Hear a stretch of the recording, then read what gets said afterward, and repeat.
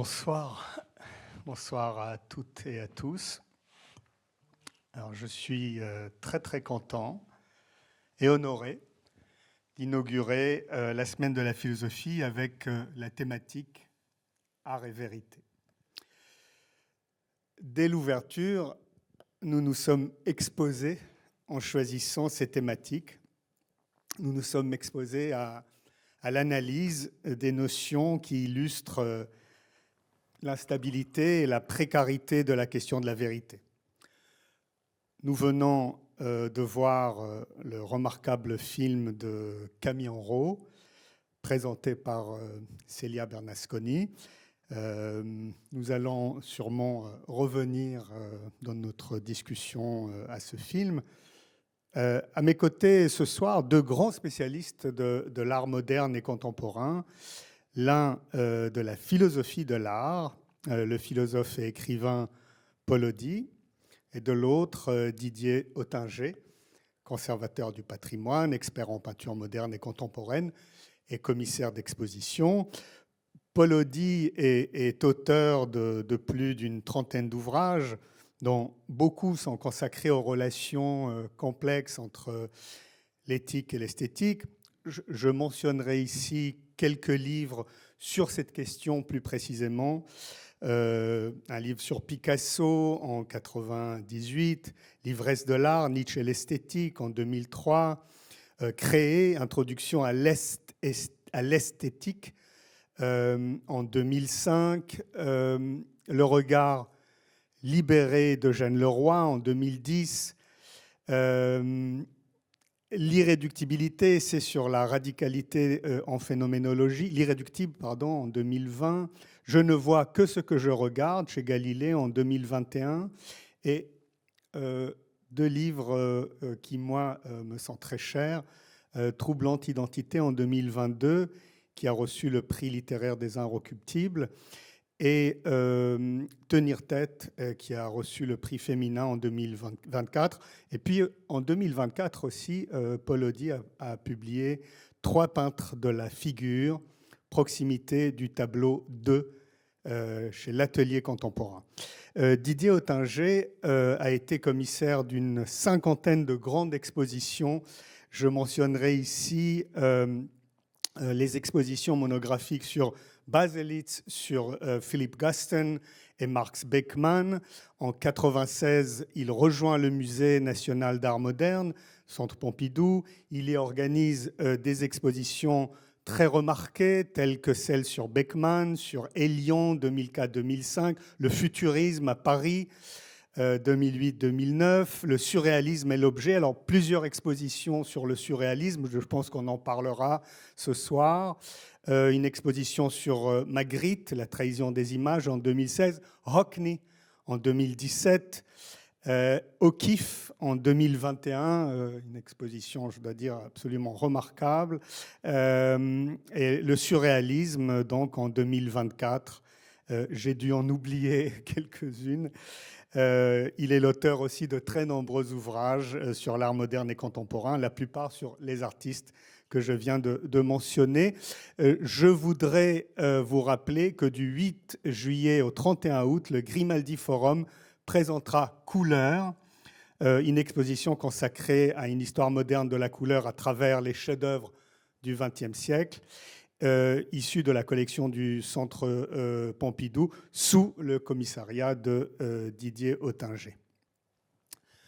Alors, l'immense question des rapports de l'art et de la vérité a été maintes fois posée à travers l'histoire de la philosophie.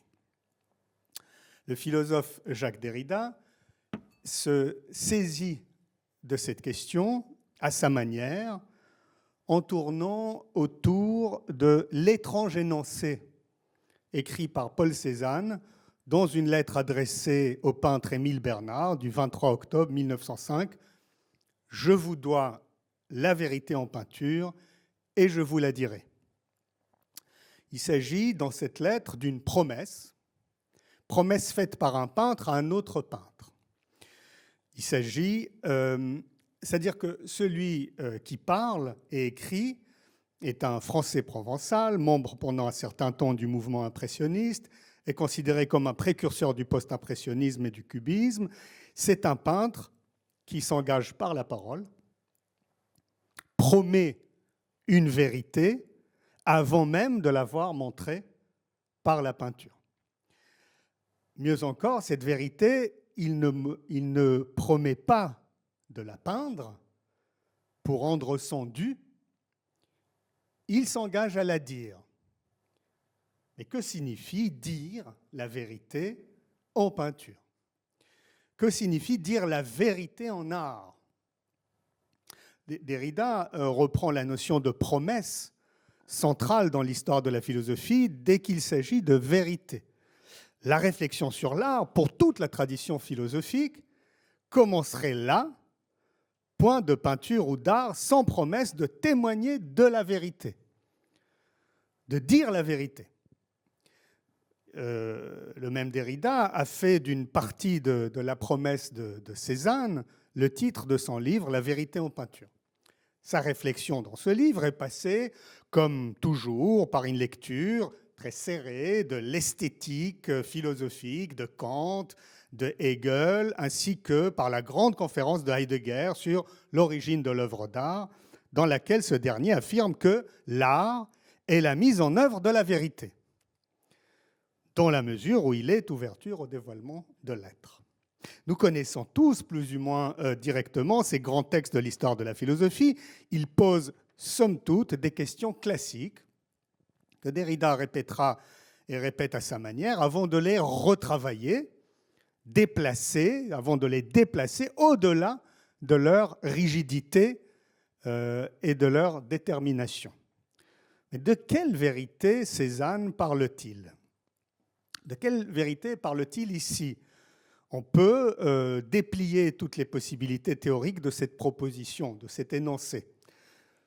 S'agit-il d'une prétention à dévoiler par la peinture la vérité elle-même, la vérité de la vérité, comme on dit, la vérité restituée à elle-même, en personne, sans médiation? Célia citait la vérité restaurée de Trump. Autrement dit, l'art ou le champ pictural nous donnerait-il plus spécifiquement, c'est-à-dire plus que tout autre, irréductiblement, comme on dit, accès à la vérité? Mais la vérité en peinture laisse aussi entendre, le rappel Derrida, en français ancien, une manière de placer, de poser, de déposer la vérité sous les yeux, en peinture, sous les yeux. Une manière de faire voir devant nous la vérité. Il s'attarde aussi sur ce sens-là de l'expression « la vérité en peinture ». Est-ce qu'il s'agit de la vérité représentée, c'est-à-dire une sorte de portrait de la vérité, ou encore de la vérité dans l'idiome de la peinture, dans et par la transformation de la peinture elle-même? S'agit-il d'une vérité qui serait propre à la peinture? Que doit être la vérité pour être due, pour être rendue en peinture? Avec ce livre, La vérité en peinture, nous assistons donc à un déplacement grave et assez habile de cette formule de Cézanne. Un déplacement qui recouvre non seulement une autre manière d'interroger les grands schémas de l'esthétique, du sens de l'art, de l'essence de l'art, du fondement de la vérité de l'art, mais aussi, et peut-être surtout, de suivre les périples et les aventures de l'art contemporain, tel qu'il déplace le concept de vérité. C'est ce qu'on vient de voir de manière assez magistrale dans le film de Camille Enrault, c'est-à-dire les aventures de l'art contemporain tel qu'il déplace le concept traditionnel de vérité jusqu'à la nécessité de penser l'insoumission de l'art à la vérité, une certaine insoumission de l'art à la vérité.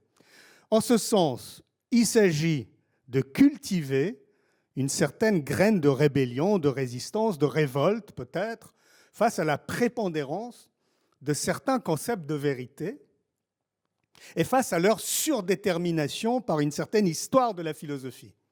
C'est-à-dire que c'est en ce sens qu'on peut imaginer la pensée contemporaine, la pensée philosophique peut-être contemporaine, nous dire cette phrase qu'elle n'a jamais prononcée et que je vais essayer d'expliquer. La vérité suppose l'art.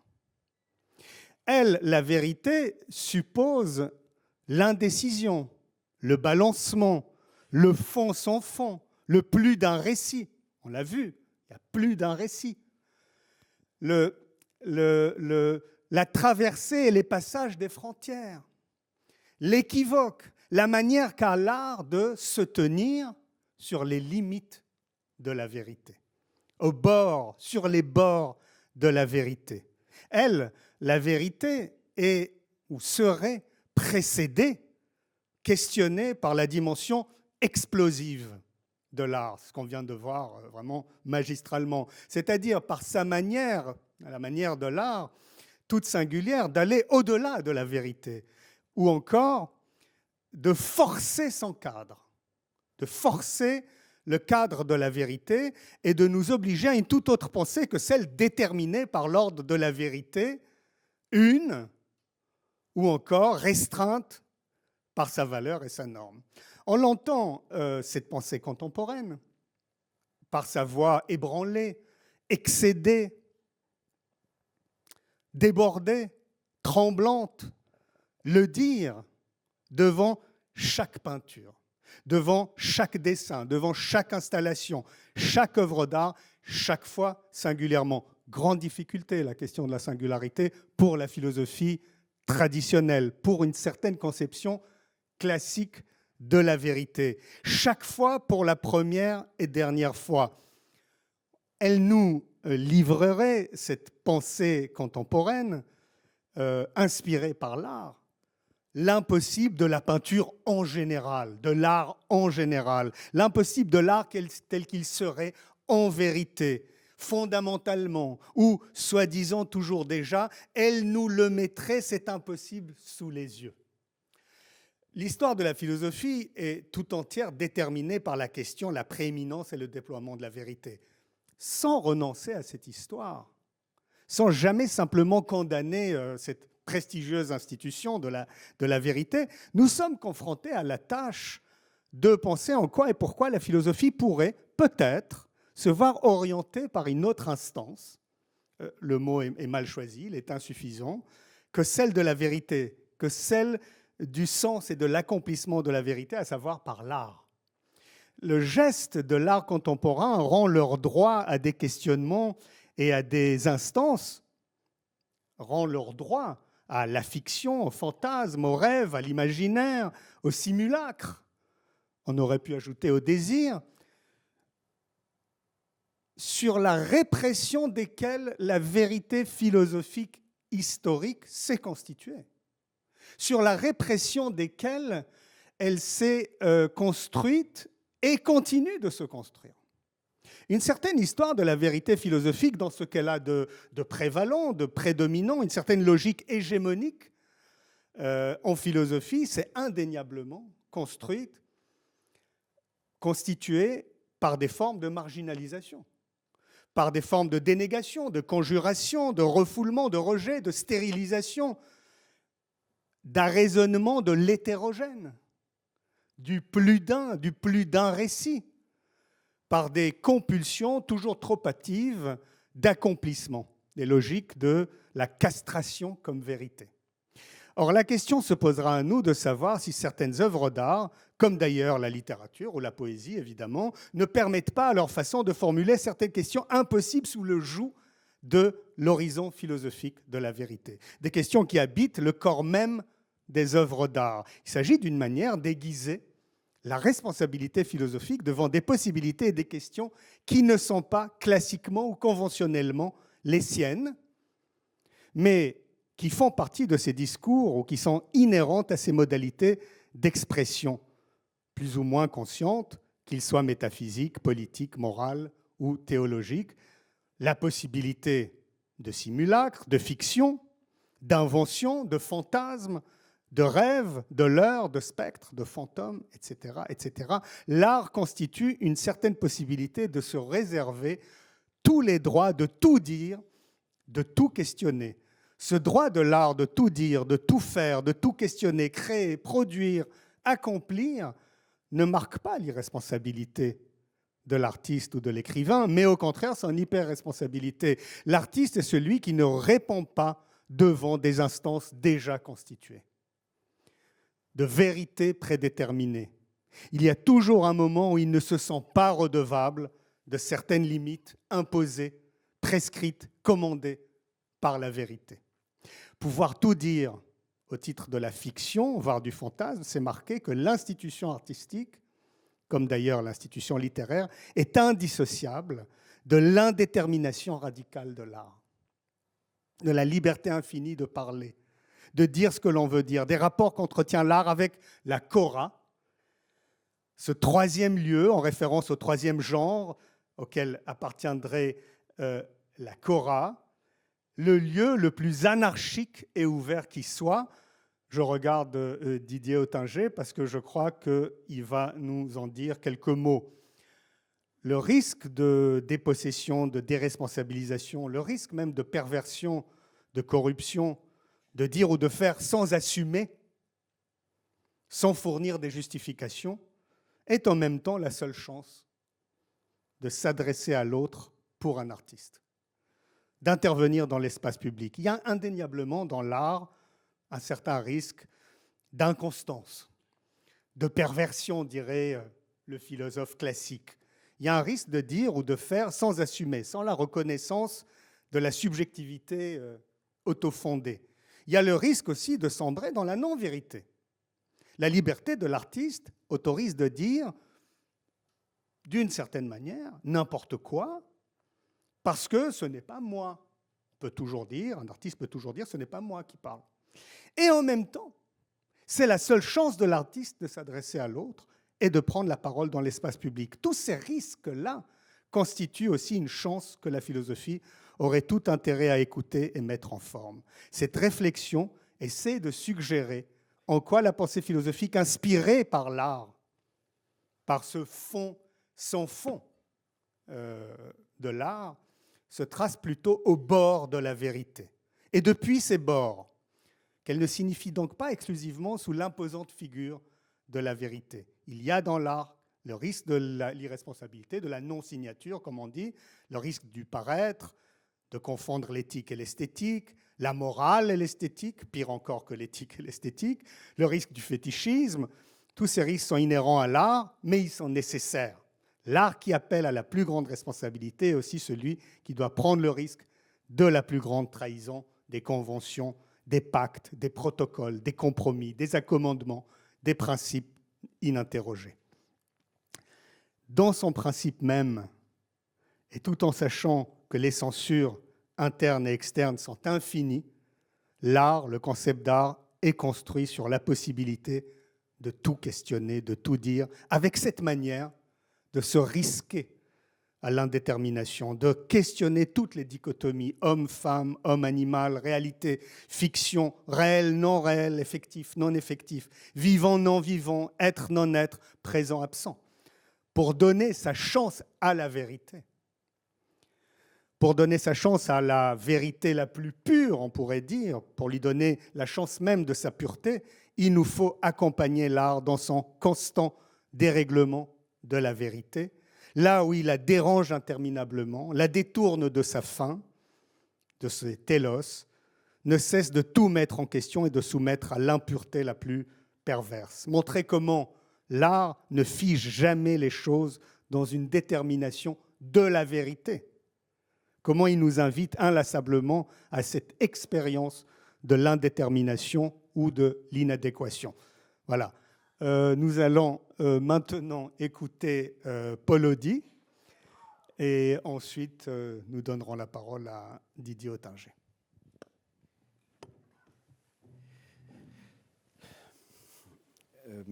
Merci beaucoup, Raphaël. J'avoue que je suis un tout petit peu dépassé par les événements.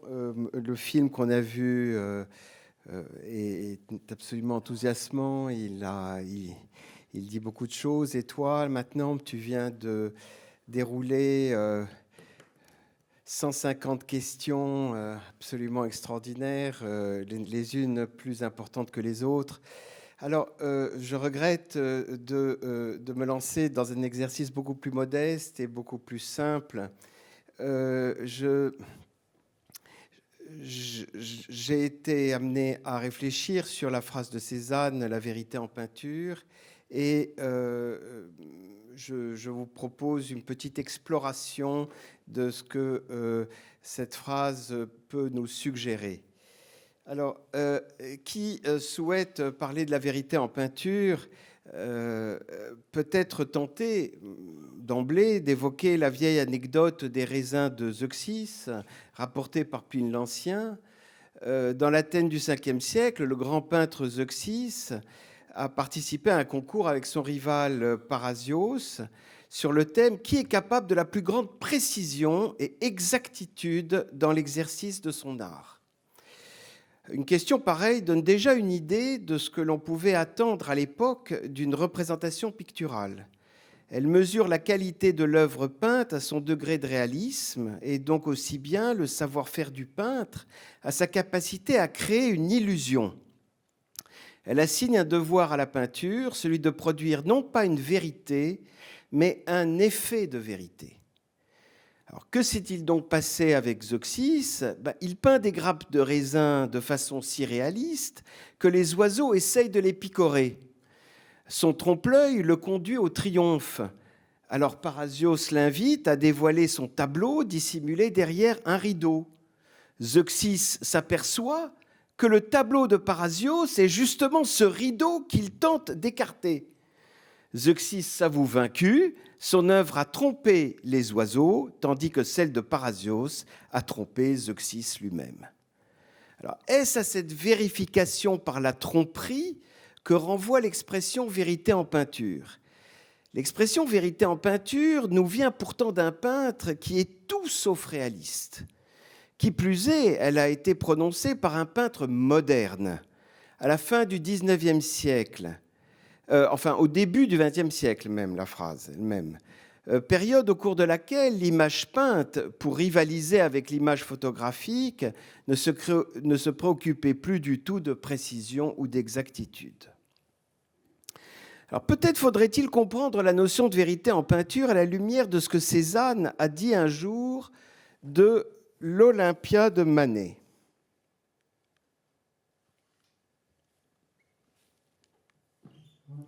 Voilà.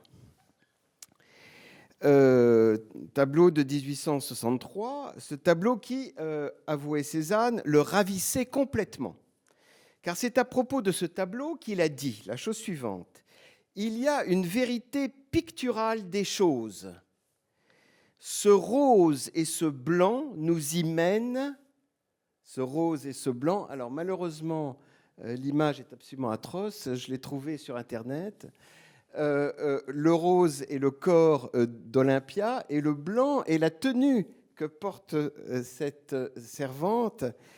Ce rose et ce blanc nous y mènent par un chemin que notre sensibilité ignorait jusqu'à eux. Fin de citation. Alors cette remarque suggère deux choses d'importance. Premièrement, que la vérité picturale, ce que Cézanne appelle la vérité picturale, désigne le dévoilement de quelque chose par la peinture, par les moyens de la peinture, le choix des couleurs, leur distribution dans l'espace iconique, la présence du diaphane, l'incidence de la lumière, le jeu des ombres, la planéité de l'image, sa dimension, etc. Deuxièmement, que la vérité picturale ne saurait se confondre avec le rapport de la représentation à la chose représentée. Ce que la phrase laisse aussi entendre, c'est que si le tableau a affaire à une réalité dévoilée, cette réalité échappe, de fait comme de droit, à la perception ordinaire.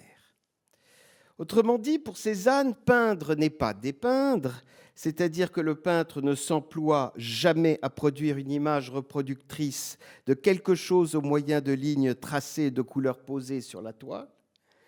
C'est ce qu'on savait depuis longtemps, mais Cézanne ajoute ceci. La peinture que la modernité artistique a décidé de mettre en œuvre n'est pas là pour produire quelque chose de visible, une image offerte au regard, dans le seul but de le représenter, de le rendre visible. En peignant, le peintre doit d'abord et surtout se confronter à la visibilité même de ce qu'il a décidé d'exposer au regard. C'est-à-dire qu'il doit inventer les conditions de son être visible, ces conditions n'étant pas naturelles, mais picturales. Point et ligne sur plan, dira Kandinsky. S'il s'agit de faire cela, alors le tableau résulte de ou repose sur la capacité du peintre à accorder, je souligne le mot accorder, dans l'image peinte, la chose visible, donc la chose montrée, à la condition à partir de laquelle son être visible est lui-même rendu possible. Cet accord ou cet ajustement, ces termes justifieraient à eux seuls l'emploi du mot de vérité, ne se fait pas entre le jugement et son objet, ce qui serait le cas de la vérité discursive, mais entre la chose mise en image et sa condition de visibilité, condition qui relève essentiellement de la lumière et de la spatialité en tant que source d'éclairement et milieu lumineux. Dans la maîtrise de cet accord consiste une part importante du savoir-faire du peintre. Non pas son savoir-faire suffisant, mais son savoir-faire nécessaire. Celui-ci se préoccupe donc du fait qu'en se déployant, le tableau s'adresse toujours à un regard qu'il engendre et qu'il réveille de sa torpeur rétinienne en lui faisant emprunter un chemin que notre sensibilité ignorait jusque-là, comme le dit si bien Cézanne. Ainsi, la question de la vérité en peinture souligne en creux la différence entre les anciens et les modernes. Là où l'anecdote de Zeuxis situe cette vérité du côté de la fidélité de la représentation, la modernité picturale, qui met en crise la notion même de représentation, la situe du côté de la peinture, et plus précisément du tableau. Des conditions d'existence du tableau. En régime de modernité, la vérité en peinture prend le nom de vérité picturale. Alors c'est cette signification que je vous propose d'approfondir en contemplant quelques tableaux. Georges Bataille l'a très bien dit, l'art moderne, c'est le passage de la peinture d'un langage qui raconte, c'est-à-dire d'un spectacle, réel ou imaginaire, à ce qu'elle est nue. Deux points, tâche, couleur, mouvement. Tant qu'à la peinture étaient assignés des enjeux extérieurs à l'acte de peindre, c'est-à-dire des raisons d'être autres que l'existence libre et autonome du tableau, la fidélité de la représentation n'était pas une réelle exigence. Le tableau avait un sens, celui de remplir une fonction religieuse, politique ou sociale, c'était selon les époques, mais aussi selon les peintres. Le tableau avait pour tâche de produire des effets de sens et non des effets de vérité. Prenons deux exemples de peinture de la Renaissance.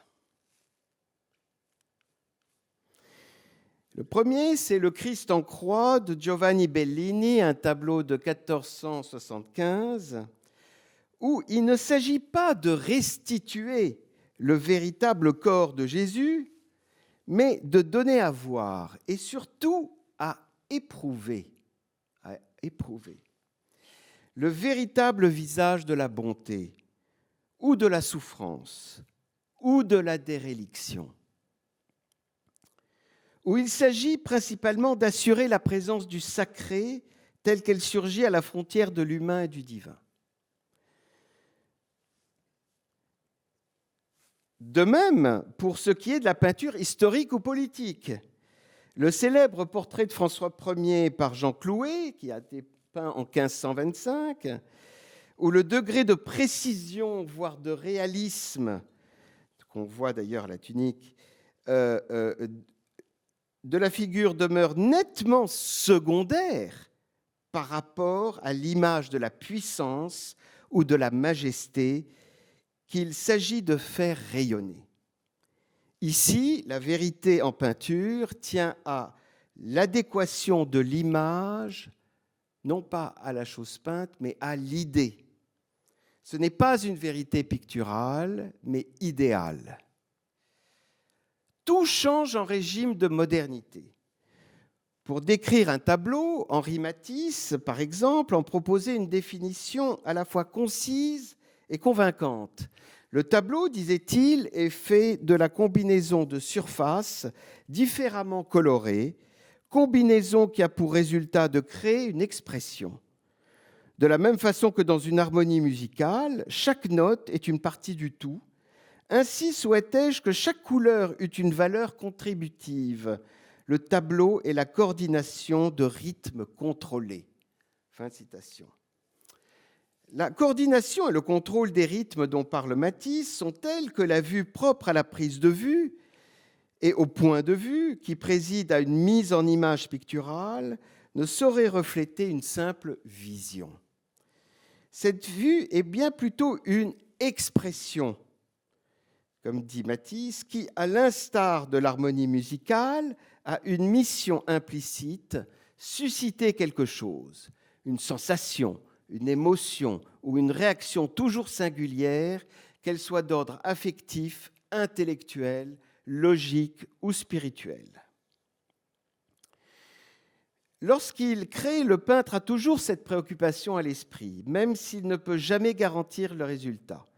Or, cette préoccupation dépend en grande partie et avant tout du regard qui se posera sur la toile et se saisira d'eux ou sera saisi par l'image composée que le tableau donne à voir. Elle dépend également de la manière dont cette image tient sur la toile, c'est-à-dire arrive par elle-même à se dresser devant le regard. Car il y a des images qui s'effondrent et d'autres qui tiennent, disons pour toujours. Un tableau, cela exige avant tout que l'image, la chose mise en image, tienne. Et c'est d'abord à la réalisation de cette tenue que s'emploie le savoir-faire du peintre. C'est là que s'impose au regard, mais pas à la vue, l'armature de l'image que le peintre cherche à élever au rang de tableau. Cette armature, bien qu'invisible et subtilement suggérée, doit être puissante et agissante, sinon l'image ne tiendra pas sur la toile. L'armature, c'est ce qui transparaît sous l'image sans jamais vraiment se montrer. C'est ce qui se laisse deviner à travers ces pôles d'attraction du regard qui le font s'éveiller à lui-même, à savoir les lignes de construction du tableau et les lignes de force auxquelles ces dernières se mêlent. Des pôles d'attraction du regard qui donnent au visuel son énergie propre, car il s'agit de saillies, c'est le mot qu'emploie Delacroix, d'où l'œil peut s'arrêter, repartir, s'évader ou rebrousser chemin, comme s'il était appelé non pas à se couler dans l'image, mais à s'en libérer, à trouver la bonne direction, l'orientation juste pour y circuler à son aise. Alors, je le répète, l'armature d'un tableau n'est jamais visible à première vue, à l'instar des formes peintes, des lignes tracées, mais lorsqu'elle le devient, lorsqu'on peut l'apercevoir, on se rend compte qu'elle est justement composée de lignes de force et que c'est par le truchement de ces lignes de force qu'un tableau, s'il en est un vraiment, se dresse devant nous et réussit durablement à nous faire face. C'est à Diego Velázquez, peintre du XVIIe siècle, que l'on doit cette découverte de l'armature. Que ce soit dans son célèbre tableau Les Ménines, qui est là, ou dans le non moins fameux portrait de l'infante Marguerite en bleu, tableau peint en 1659, ou celui de l'infante Marie-Thérèse à 14 ans, tableau peint en 1652. La robe portée par le personnage le plus visible n'est pas seulement montrée pour la fonction qu'elle suggère ou sa beauté. Le traitement de la robe, qui tient elle-même grâce à une structure interne invisible, sert surtout à éveiller le regard. En effet, l'armature cachée de la robe la soutient, mais elle soutient aussi de manière à la fois métaphorique et matérielle l'image peinte elle-même, au point qu'il faut aller jusqu'à dire que la structure réelle de la robe reflète la structure invisible qui permet au tableau d'exister devant nous.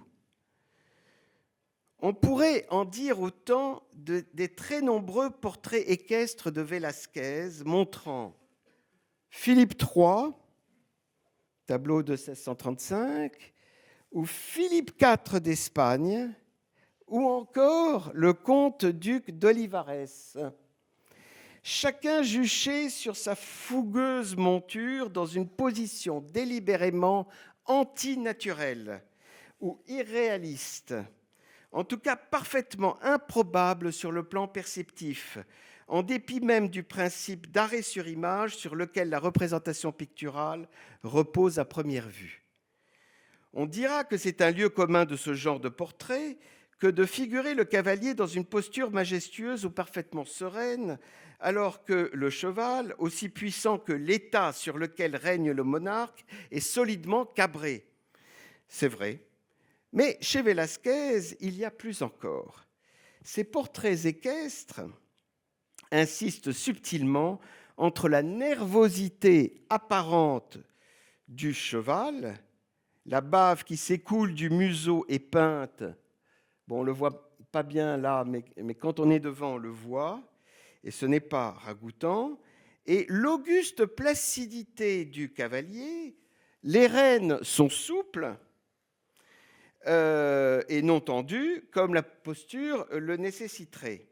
Donc, entre un réalisme dans les détails relatifs à l'animal et un irréalisme tout symbolique touchant au personnage humain. Ce contraste est rendu plus évident encore dans l'étonnant portrait de Balthazar Carlos à cheval, que voici, où la logique induite par la représentation est d'autant plus mise à mal que le personnage, en raison de son très jeune âge, il a 8 ans, ne semble pas en mesure de maîtriser son cheval comme le laisse pourtant entrevoir l'image. Ici, le contraste est marqué par la taille démesurée du ventre du cheval et la très nette déformation de la perspective. Une dichotomie intérieure à la représentation est ainsi mise en relief et diversement accentuée selon les objets peints. Mais ce qui transparaît à travers cette dichotomie apparente, c'est une division interne de l'image. Dans ces tableaux, voilà, je reviens, dans ces tableaux, l'image est obliquement divisée en deux. Et la vision qu'on en a est forcément influencée par cette division, sans compter qu'elle distingue fortement, presque exagérément, l'avant-plan, donc le personnage et sa monture, de l'arrière-plan, le panorama ou la représentation du ciel a d'ailleurs, par son traitement et sa superficie, autant d'importance, sinon plus, que le paysage terrestre, anomalie qui attire déjà le regard.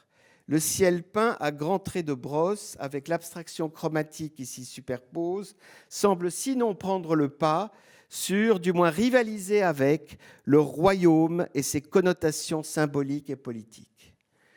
L'effet immédiat de cette divisibilité complexe de l'image est certes de mettre plus vivement en valeur la figure, mais il trouble également suffisamment la vue, perturbant ainsi le rapport visuel par la subversion imperceptible des codes. Une attention particulière s'éveille pour que le tableau soit vu, non seulement en tant que représentation de majesté, en vertu de son contenu, de sa visée référentielle, mais aussi et peut-être surtout en tant que tableau, en vertu de sa texture d'une part et de sa facture de l'autre. Or, cette division souvent transversale, mais elle peut très bien être horizontale aussi, déjà suggéré par le positionnement parallèle du bâton de commandement, suggère la présence d'une pliure dans le tissu même de l'image. Cette pliure subliminale ou anamorphique laisse à l'image le soin de s'articuler en elle-même et ainsi de tenir sur la toile, c'est-à-dire de s'y accrocher en faisant face, de se dresser en un mot, comme si le cheval, montré en train de se redresser sur ses pattes arrière, devenait l'anologone le plus approprié du travail de composition. Ainsi, à l'aide de procédés purement picturaux, le visible devient métaphore de l'invisible. La posture figurée, fut-elle imposée par un code représentationnel alors en vigueur, devient le signe emblématique du faire-tableau, aux antipodes de toute symbolique d'apparat, et ce à tel point que le spectateur est amené, quand il lui est donné de regarder le tableau, à en déduire que la division de l'image témoigne essentiellement de l'armature mise en place par le peintre pour que son tableau satisfasse les conditions de la picturalité. Bon, la vérité picturale n'est pas de l'ordre du discours, ni même de la représentation. Elle renvoie essentiellement à la tenue de l'image, plus exactement à son se tenir dans le tableau. La vérité picturale est liée aux problèmes picturaux que posent aux peintres les conditions picturales de cette tenue. Pour un peintre comme Henri Matisse, l'identification de l'espace pictural est au cœur de la question. Matisse s'est efforcé d'identifier cet espace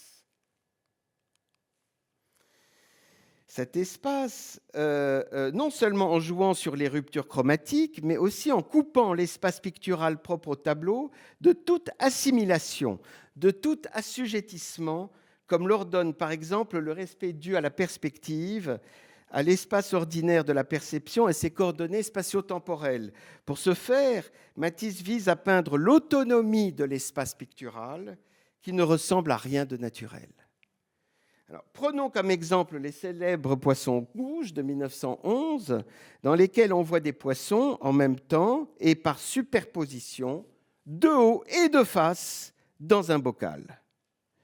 Mais intéressons-nous à la Desserte rouge, un tableau de 1908, où le fond du jardin, peint sur la gauche, repose sur une organisation picturale strictement chromatique, donc rythmique, des fragments d'espace, à l'instar de la nappe ou de la cloison en papier peint, et non sur la succession réglée des niveaux perceptifs. Dans cette œuvre, le visible est ramené d'autant plus vivement à un plan unique que tout ce qui s'y distingue souffre d'une solitude objectale infinie. Chaque chose est séparée.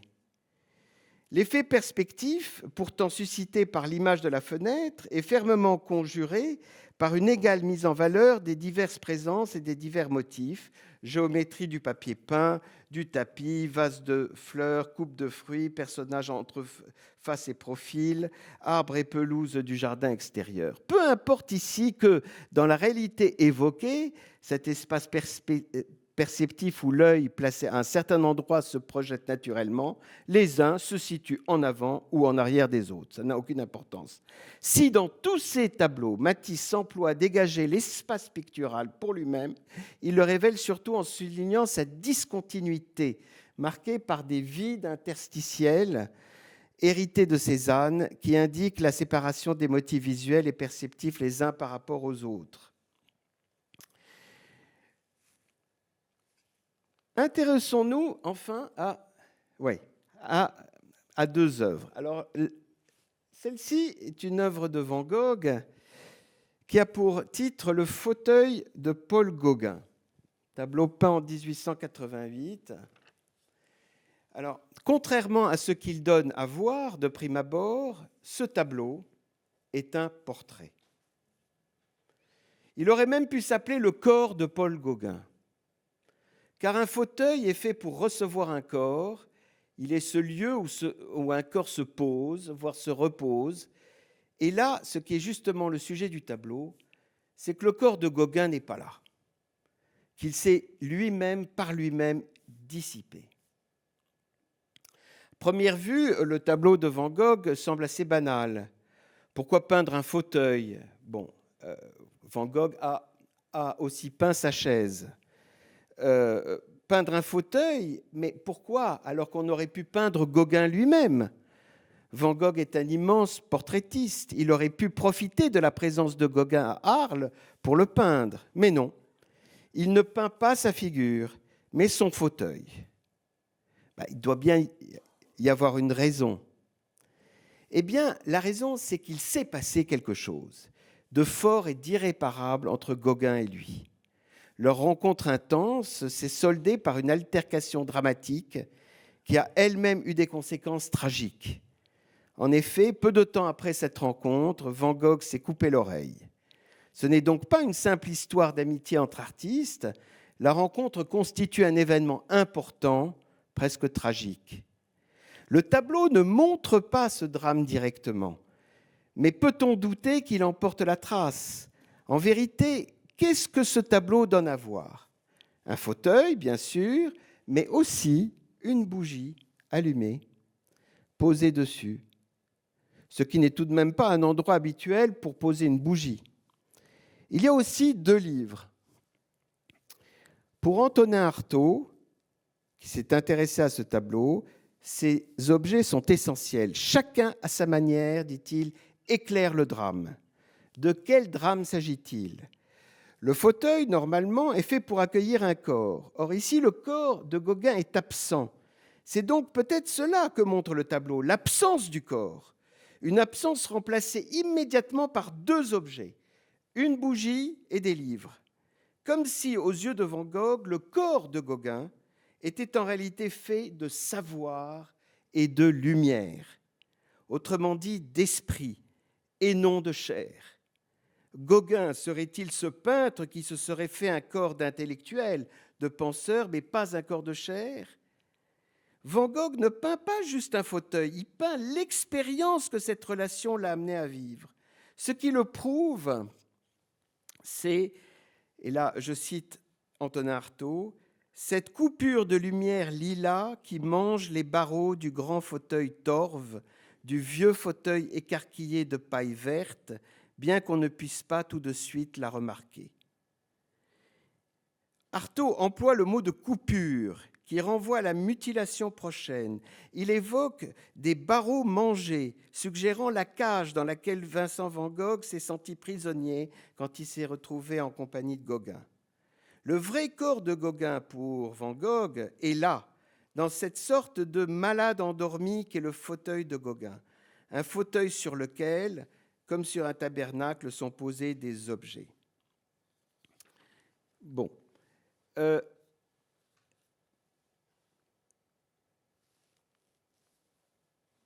Passons à un dernier exemple qui est un triptyque, un autre portrait. Bon, j'ai essayé de vous expliquer en quoi le fauteuil de Van Gogh était un portrait de Gauguin. Mais là, si vous voulez, avec Francis Bacon, nous avons affaire non pas à un corps absent, mais à un peintre qui n'a jamais peint un corps tel que ses yeux en voient. D'ailleurs, il ne peint rien qu'il ait vu de ses yeux. Il peint seulement ce que son regard sur les choses lui recommande de peindre. C'est pourquoi il n'aura jamais peint qu'une chose, non des choses, mais des états de choses. Alors, le philosophe Wittgenstein disait que l'état de choses est une liaison d'objets. Mais pour Bacon, l'état de choses, ce n'est pas une liaison d'objets, une connexion logique d'objets. Tout objet,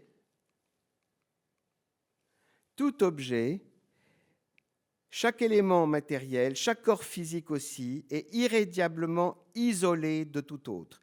Un lavabo, une cuve de toilette, un lit font triptyque et non monde. Ils sont sans rapport entre eux, ni avec tout le reste. Rien dans ces objets n'a la capacité de faire monde. Bon. Mais ce que peint Bacon, en tant qu'état de choses, ce n'est pas une liaison d'objets entre eux, d'où l'importance des diptyques et des triptyques chez lui, qui séparent, mais la transformation intérieure, secrète, permanente, brutale et cruelle de ce qui a lieu. La peinture de Bacon met en image toute la brutalité, la cruauté, l'inexorabilité, la nécessité insurmontable qui s'attache à la transformation du fait. Alors, retrouvons un portrait. Alors,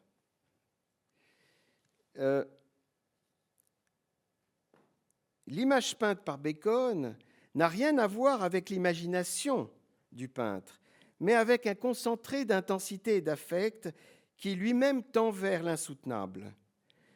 C'est qu'à un moment donné, les intensités qui nous traversent, qui forment et déforment à la fois notre chair et qui, par leur excès, pourraient nous faire chavirer ou nous faire honte, ces intensités ouvrent les valves de la sensation. Si je prends par exemple cet autoportrait de 1975, Francis Bacon ne cherche pas à représenter un visage, mais à peindre une tête, c'est-à-dire un élément emblématique, métonymique du corps. Pourquoi ? Parce que le but n'est justement pas de montrer quelque chose que l'on est en mesure de percevoir en dehors du champ bien délimité de la peinture, mais de porter à l'image la violence et la cruauté inhérentes à cette chose. Par le travail du pinceau, du grattoir, des brosses, des couches, des touches, lissées ou grattées, c'est les forces qui nous transforment en permanence et que nous ne voyons pas, se montrent dans ce que l'on serait tenté d'appeler l'ordalie du visage, ou du corps allongé ou recourbé, comme on le voit par exemple dans le triptyque là. Ainsi, elles rendent compte des déformations qui, sur le corps objectif, le corps masse, ne se voient pas, sauf dans la torsion de la souffrance, de la honte ou du dégoût.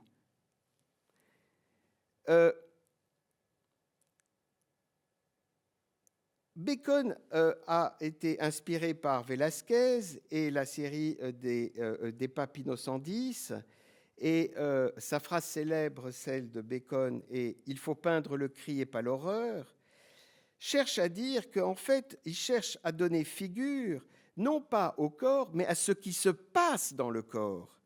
Non pas à se figurer ce qu'il a, et surtout pas se figurer ce qui a provoqué cela. La figure peinte n'est pas de l'ordre de la figuration, mais bien plutôt de la défiguration. Alors, pour finir, je vous inviterai à voir ce tableau qui s'appelle « 3 études pour une crucifixion », qui date de 1962, parce que cette volonté de monstration de quelque chose d'invisible, qui en quelque sorte est la vie ou la vérité du corps qui est en perpétuelle transformation et déformation de lui-même, eh bien, fait que la frontière entre l'homme et l'animal, par exemple, se brouille. Et l'art est là pour précisément pointer, indiquer le lieu de ce brouillage. Mais ce brouillage se fait où et se fait quand ? Il se fait quand l'homme souffre. Quand l'homme souffre, il s'apparente à une bête. Inversement, une bête qui souffre ressemble à un homme. Ce passage d'un ordre à un autre est inévitable. Il est identique au devenir viande du corps de chair. C'est quand le corps n'est plus une structure organisée, mais un mélange indistinct d'os et de chair, qu'il se donne à voir comme carcasse dégoulinante, comme vous le voyez. La viande chez Bacon n'est pas du tout de la chair morte, c'est bien une chair vivante, mais douloureuse, pleine de sensations, de couleurs et de mouvements. Gilles Deleuze, dans son livre sur Bacon, écrit ceci: « Pour Bacon, tout homme qui souffre est de la viande.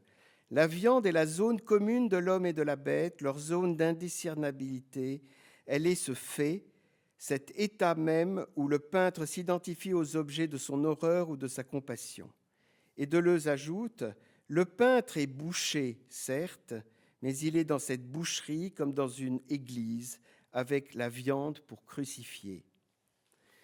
Si l'être viande unifie les conditions humaines et animales, si la viande situe l'homme et l'animal dans une zone où ils deviennent indiscernables, alors la peinture doit accomplir cet acte suprême, brouiller la séparation entre le qui et le quoi, dès lors qu'un corps souffrant, d'homme ou d'animal, mais justement on ne sait plus de qui ou de quoi il s'agit, est sujet de l'image.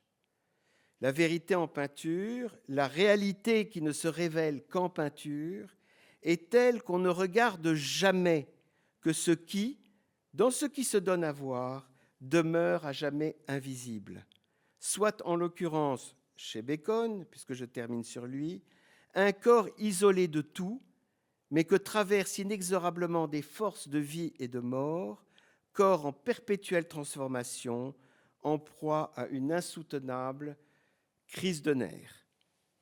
Je vous remercie. Merci infiniment pour cette très puissante intervention. Didier Ottinger. Oui, vous avez... Ça marche, oui. Alors, voilà. Alors, je vais vous parler, moi, de l'expérience qui est celle d'un commissaire d'exposition qui comprend ses expositions après les avoir faites, généralement. Et c'est un peu ce qui m'est arrivé avec le surréalisme. Je travaillais depuis des années et des années autour du sujet, et c'est autour de cette célébration du 100e anniversaire qui a eu lieu il y a quelque temps au Centre Pompidou que j'ai eu l'illumination de ce qu'était la vérité du surréalisme. Alors, c'est peut-être pas une vérité absolue, on verra. En tout cas, cette vérité-là pose des questions qui sont de nature philosophique, évidemment, et qui entrent, je pense, en résonance avec la question qui nous occupe ici.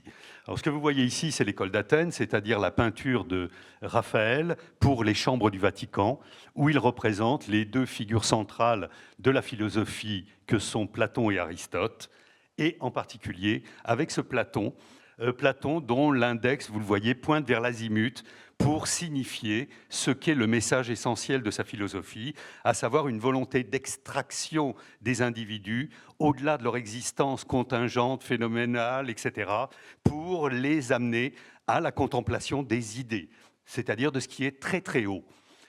Cette idée-là d'une vérité, évidemment, qui est suprasensible, immobile, éternelle, parfaite, va conduire à la condamnation de notre existence d'humains ordinaires, qui sont, nous dit Platon, victimes de la séduction et de la tromperie des simulacres, c'est-à-dire de toutes les représentations que nous élaborons, de tout ce travail imageant qui prend forme, qui prend le nom de l'art. Ça peut être la poésie, ça peut être la peinture, ça peut être la sculpture, c'est-à-dire tout ce qui nous ramène au fond à notre existence humaine, tout ce qui nous ancre à nouveau dans le monde des sensations, des émotions, c'est-à-dire ce qui est par définition incernable par le logos, par la pensée purifiée à laquelle fait référence Platon lorsqu'il nous invite, lui, à nous extraire. Cette tromperie qui est notre condition humaine, elle est illustrée évidemment par l'allégorie que campe Platon dans son récit de la caverne. Caverne qui présente nous autres humains figés, retenus par des chaînes derrière un mur et qui prenons pour la réalité en fait des marionnettes qui sont animées au sommet d'un mur et qui projettent des ombres. Donc c'est cette illusion-là pour Platon, à laquelle il faut mettre un terme. Alors, cette idée-là d'un monde qui serait un monde supérieur a été évidemment condamnée très violemment par un philosophe dont on a beaucoup parlé déjà et dont on parlera, qui est Nietzsche, qui est celui qui a fait le procès le plus systématique, le plus virulent contre cet idéalisme qu'incarne la pensée de Platon. Et il a résumé en gros cette idée-là d'opposition à Platon en disant dans un écrit posthume « Nous avons l'art pour nous guérir de la vérité ». pour ne pas mourir, ce qui est encore pire, d'une certaine façon. Il associe la vérité, effectivement, à la mort. Et, évidemment, Nietzsche condamne cette abstraction, cet éloignement du monde sensible, du monde existentiel, de notre existence quotidienne, au profit précisément de cette séparation prônée par l'idéalisme.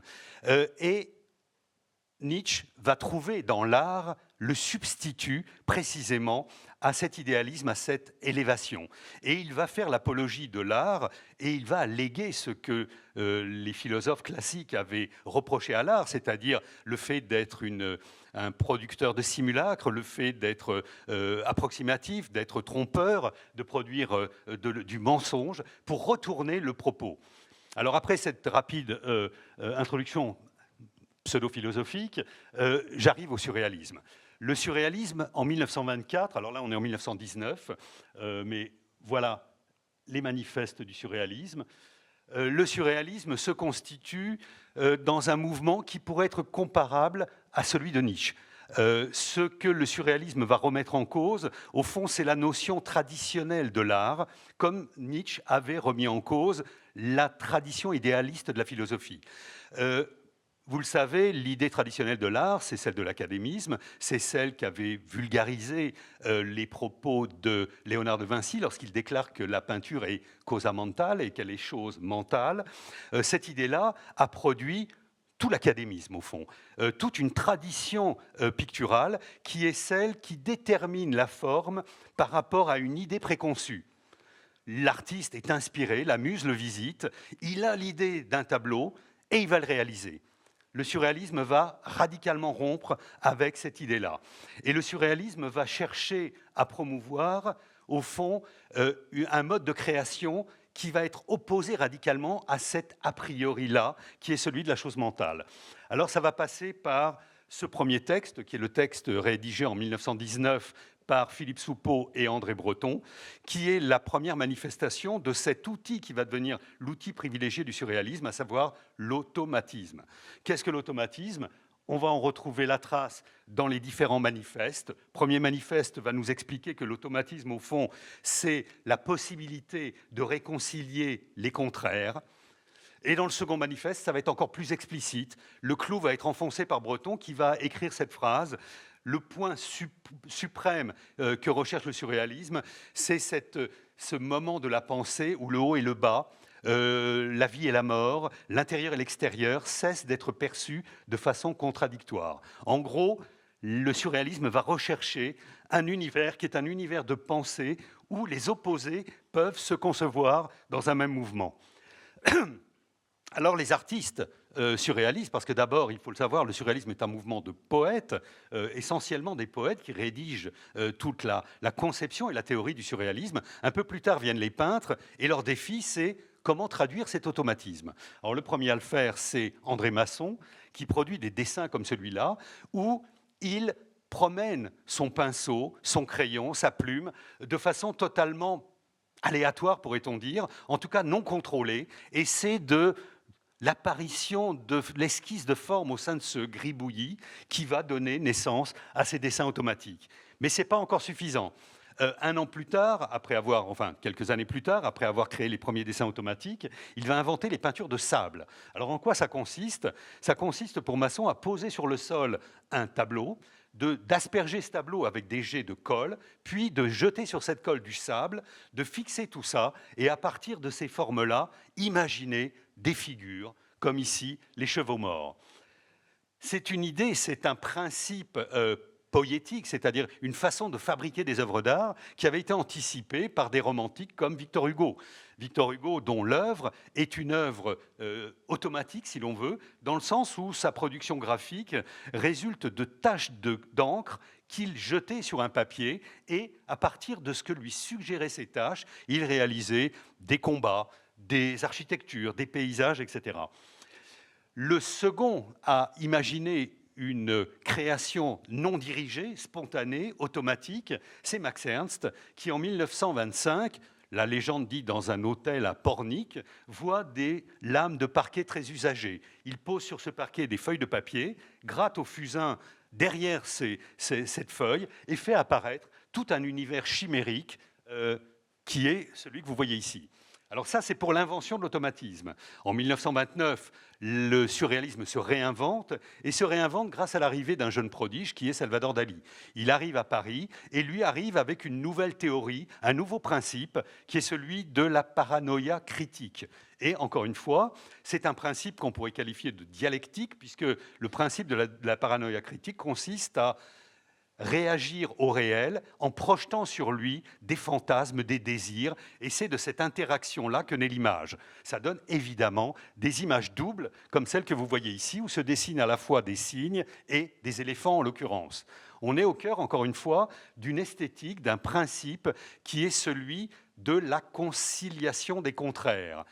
Marcel Duchamp, qui est très très proche des surréalistes, qualifiera cette visée esthétique en plaçant son œuvre sous l'égide de ce qu'il appelait la co-intelligence des contraires. Donc vous voyez, autant l'idéalisme coupé, autant l'idée surréaliste consiste à embrouiller au fond, à rendre complexe, à rendre tout possible. Alors cet automatisme-là va trouver une forme poétique et sans doute son accomplissement poétique en 1942, lorsqu'André Breton va rédiger la préface d'une exposition de Yves Tanguy, donc ce peintre dont vous voyez une image, et il va nous expliquer dans cette préface que le génie de Tanguy est de donner pour la première fois naissance visuellement au monde des mers. Les mers auxquelles se réfère André Breton, ce sont les mouteurs, c'est-à-dire un mythe littéraire qu'il va puiser dans le second Faust de Goethe. Dans le second Faust de Goethe, Faust est toujours à la recherche de la connaissance ultime, du point d'origine, de l'endroit où tout prend naissance et forme.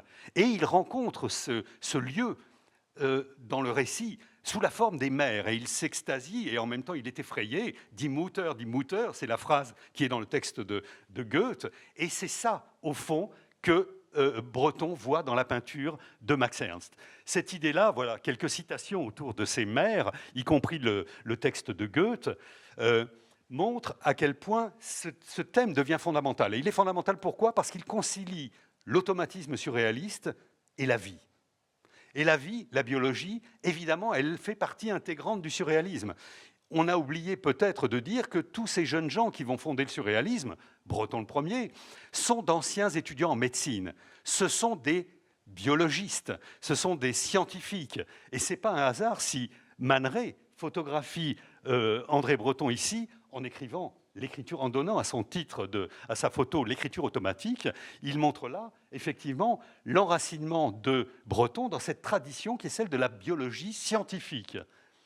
Alors ça va donner évidemment des œuvres qui vont fasciner les surréalistes, comme ce film de 1927 de quelqu'un qui est entre la science et la poésie. Il s'agit de Jean Painlevé, qui est un véritable scientifique, mais qui est un des premiers aussi à avoir accolé techniquement un microscope et une caméra. Et il filme pour la première fois cette multiplication des cellules sous l'objectif d'un microscope. On est là dans cette poétique des mers. Alors, cette idée des mers est tellement importante pour le surréalisme qu'elle va être léguée aux artistes américains. Et ça va être le grand message que le surréalisme va donner à cette jeune génération de peintres qu'on va voir. Un des premiers surréalistes américains, Lothar Feltelson, qui lui est en contact du surréalisme à Paris, puis va à Los Angeles créer un premier mouvement surréaliste américain.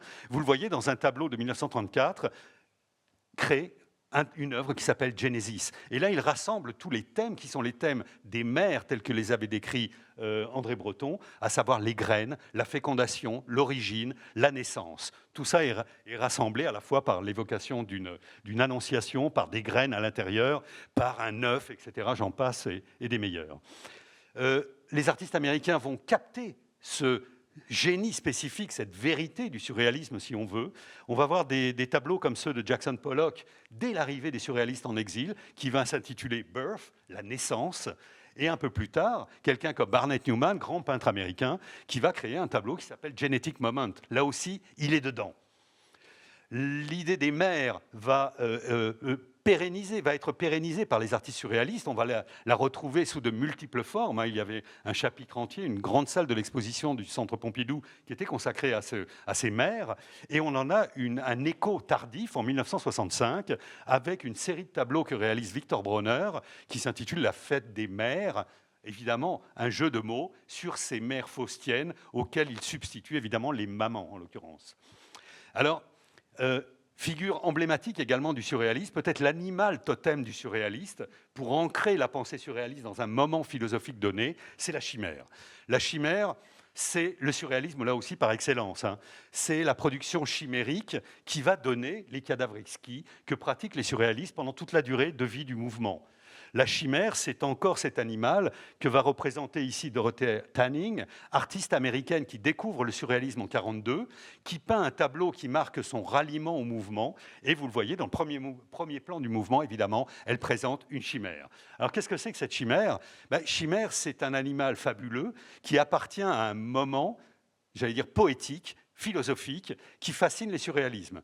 La chimère est une enfant de Gaïa. C'est une créature qui appartient à cet âge du monde qui est l'âge des titans, qui est antérieur à la révélation et à la rupture qui va être celle de l'avènement des Olympiens, Zeus et toute sa compagnie, tous les dieux et les déesses grecques. Là, on est avant tout cela. On est dans un moment du chaos. On est dans un moment de l'indétermination. On est dans un moment du brassage des différentes formes de la vie. On est dans ce creuset qui pourrait ressembler poétiquement à cette évocation des mers. Et parmi ces créatures fabuleuses qui naissent du croisement entre toutes les formes du vivant, de leur métamorphose, il y a la chimère qui devient très importante pour les surréalistes. Alors là, d'où vient, on parle de chimère, et je vais rapidement construire une forme de pensée chimérique, à l'appliquer vraiment à l'analyse du surréalisme, en faisant un lien entre ce monde des mers qui évoque pour beaucoup un autre concept qu'on a évoqué tout à l'heure, qui est celui de la Chora. La Chora, c'est quelque chose qui apparaît dans le Timée de Platon, c'est-à-dire le texte qu'il consacre à la naissance du monde, à l'origine. Et là, il parle de cet état antérieur à la division, un moment où le vrai, le faux, le haut et le bas ne sont pas encore distincts, où tout ça est mélangé.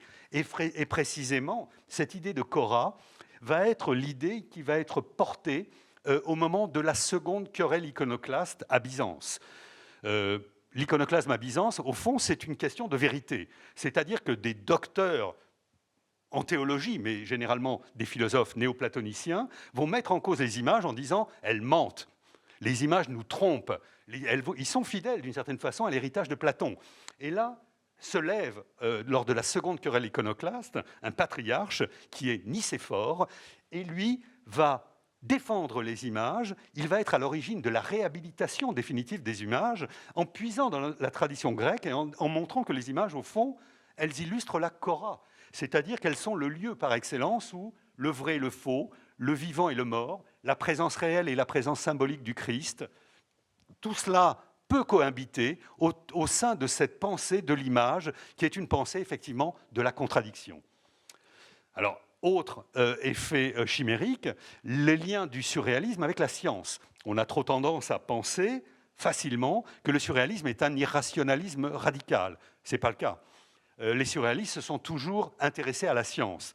Et ils s'y sont intéressés d'autant plus fermement qu'au milieu des années 30 apparaît un penseur des sciences, qui est Gaston Bachelard, un épistémologue, quelqu'un qui étudie l'histoire de la pensée scientifique et qui va rédiger cet ouvrage, La formation de l'esprit scientifique, où il va expliquer que quelque chose de spécial se passe dans la science contemporaine. Évidemment, il est très au fait et il va vulgariser d'une certaine façon les idées de la philosophie, de la physique nouvelle, c'est-à-dire d'abord de la physique relativiste, puis de la physique quantique, en expliquant qu'on est dans un autre monde désormais et que la science est compatible avec l'incertitude. Il va même aller jusqu'à imaginer que le poète est celui qui doit donner les clés aux scientifiques. C'est littéralement écrit dans le texte de Bachelard. Et on voit ici la dédicace de Bachelard à André Breton dans la bibliothèque personnelle de Breton. Ceci sous forme de blague, pour montrer à quel point, là aussi, les surréalistes ont été très proches et très curieux des théories de la physique quantique. Et là, il leur semblait qu'on avait à nouveau une pensée, et cette fois dans le cadre de la science la plus rigoureuse, une pensée qui dépassait le dualisme qui avait été à l'origine du doigt pointé de Platon, qui pouvait permettre, et cette image-là est là pour rappeler l'aphorisme ou l'expérience théorique d'un des grands penseurs de la physique quantique, qui est Schrödinger, qui illustrait la complexité de la pensée autour des théories quantiques en disant « un chat peut être à la fois vivant et mort ». C'est pour ça qu'on a ce matou ici. Donc, vous le voyez, les surréalistes n'ont fait que rechercher, au fond, des raisons à la fois philosophiques, scientifiques, historiques, pour défendre leur idée de la vérité, c'est-à-dire d'une vérité qui n'est plus dans l'exclusion, qui n'est plus dans les cadres de la pensée formelle où on exclut précisément ce qui est dans l'entre-deux, pour précisément chercher des formes qui sont les formes de la cohabitation des contraires. Et je finissais en citant à nouveau Frédéric Nietzsche, qui, dans un ouvrage de jeunesse qui s'intitule « Vérité et mensonge », dans un sens extramoral, qui est un ouvrage inachevé, dans lequel, effectivement, lui, à cette époque-là, est encore un philologue. Il est philologue avant d'être philosophe, il est professeur à Bâle. Et là, dans ce livre-là, il s'intéresse à l'étymologie du mot de vérité. Évidemment, il va bien au-delà de la veritas romaine pour aller jusqu'à la letheia, qui est l'étymologie grecque du mot, et il explique que, en philologue, le A privatif est associé à letheia, qui est ce qui relève du dissimulé, du caché, du clandestin, et que le processus de la vérité dans le texte, dans l'étymologie de la vérité, est un processus précisément, c'est un mouvement, ce n'est plus figé, les vérités ne sont plus du tout du côté des idées supérieures, mais elles relèvent d'une genèse, elles relèvent peut-être de ce monde qui est à la fois celui de la Cora ou celui de l'automatisme surréaliste. Donc, retrouvailles, grâce à Nietzsche, de cette vérité étymologique de la vérité qui montre que les surréalistes, au fond, n'étaient pas totalement des rêveurs. Merci. Merci infiniment à tous les deux. Il nous reste vraiment très très peu de temps et on va aussi peut-être laisser la salle poser quelques questions. Mais moi, je voudrais revenir sur cette phrase de Nietzsche qui est en effet extrêmement fascinante. Vous avez tous les deux beaucoup travaillé Nietzsche. Nous avons la vérité, nous avons l'art pour ne pas mourir de la vérité. Donc la question qui se pose, c'est qu'est-ce qui tue dans la vérité? Ou en tout cas, qu'est-ce qui fait mourir dans la vérité? Alors, vous avez, Didier Ottinger, vous avez posé la question de la Cora et du rapport de l'art à la Cora. Et je voudrais, pour pousser peut-être un peu plus loin la question, justement la proposition de Nietzsche, je voudrais vous demander, et peut-être à toi aussi, Paul, si ce qui se joue dans le surréalisme, c'est la réconciliation des contraires? La cohabitation. Oui, parce que alors, je pense que dans le premier manifeste, justement,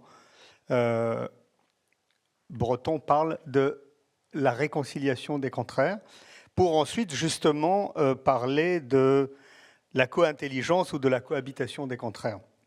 Et donc, en fait, je me disais que cette idée que les opposés puissent se concevoir dans un même mouvement, ça peut rejoindre tout à fait, je crois, la Cora, mais je ne suis pas sûr que la réconciliation ne participerait pas d'une certaine façon à cette vérité qui peut nous tuer. Je veux dire, l'indétermination de l'art, c'est peut-être autre chose que de la réconciliation. Si réconciliation il y a, il faut savoir que nos surréalistes étaient des grands lecteurs de Hegel. Donc s'il y a réconciliation, à un moment donné, elle va à nouveau faire l'objet d'une nouvelle opposition. Mais le texte exact du premier manifeste, c'est, je crois, à la résolution future de ces deux états en apparence si contradictoires que sont rêve et réalité, en une sorte de réalité absolue, de surréalité, si l'on peut dire. Oui, c'est ça, là. Paul, qu'est-ce que tu en penses? Tu poses la question par rapport au surréalisme lui-même. Bon, je n'oserais pas entrer dans ce domaine que je ne maîtrise pas bien, mais il y a une très grande différence, de toute façon philosophique, entre la coexistence des contraires et le principe de contrariété qui est un principe dialectique. Ce n'est pas du tout la même chose. C'est-à-dire que pour Hegel, puisque vous dites qu'ils étaient de grands lecteurs de Hegel, et c'est vrai qu'ils l'étaient, une chose passe dans son contraire, elle passe dans son contraire pour en quelque sorte produire quelque chose d'autre. C'est ce passage qui est important, alors que l'idée de coexistence n'implique pas ce passage dans le contraire. Il y a juste une sorte de juxtaposition indiscernable de deux choses qui sont d'ordre différent, mais qui, précisément parce qu'elles coexistent, sont dans une indiscernabilité. Et ce n'est pas tout à fait la même chose. C'est la raison pour laquelle je pense que, en fait, le surréalisme a toujours été fasciné par l'idée de révolution, mais cette idée de révolution, si vous voulez, existe sur un principe dialectique. Or, les principes esthétiques qui étaient ceux du surréalisme rentraient en contradiction avec cette dialectique révolutionnaire qui, précisément, implique qu'une chose passe dans son contraire pour en produire une autre. Et en fait, ils n'ont jamais pu le concilier. Ça a été, en fait, une catastrophe théorique pour eux. Ce que vous dites ne concerne qu'un moment de l'histoire politique du surréalisme, c'est-à-dire le moment marxiste qui dure de 1927, ralliement, jusqu'en 1934, découverte des procès de Moscou. Ensuite, ils sont beaucoup moins marxistes, ils vont retrouver, pendant l'exil américain, l'anarcho-syndicalisme de Fourier, par exemple, et puis, après la guerre, ils rejoindront les rangs de la pensée libertaire en participant aux revues anarchistes, etc. Mais Et alors, comment est-ce que tu comprends, toi qui as beaucoup travaillé Nietzsche, comment tu comprends nous avons l'art pour ne pas mourir de la vérité? Est-ce que tu comprends cette proposition de Nietzsche par rapport à la tradition que tu as décrite dans les termes de la fidélité, par exemple, de la représentation ou de l'art comme dans sa fonction religieuse Non, dans la phrase de Nietzsche, il s'agit de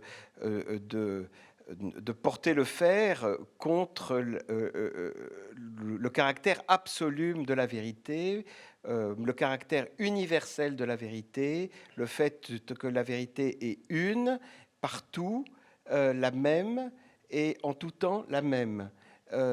Donc c'est le fait que la vérité, en quelque sorte, est arrachée au temps, et la vérité devient une fausseté à partir du moment où elle ne prend pas en considération la seule réalité qui est le devenir. Et donc, le devenir, si vous voulez, vient en quelque sorte opposer sa vérité à la vérité, au concept de vérité. Si l'on va à l'encontre du devenir, eh bien, à ce moment-là, on va contre la vie, et effectivement, on succombe dans la mort. Il y a un autre sens aussi, c'est que la vérité implique un degré de certitude. Et je rapprocherai la phrase la phrase il nous faut l'art pour ne pas mourir de la vérité, d'une autre phrase de Nietzsche, il n'y a que la certitude qui rend fou.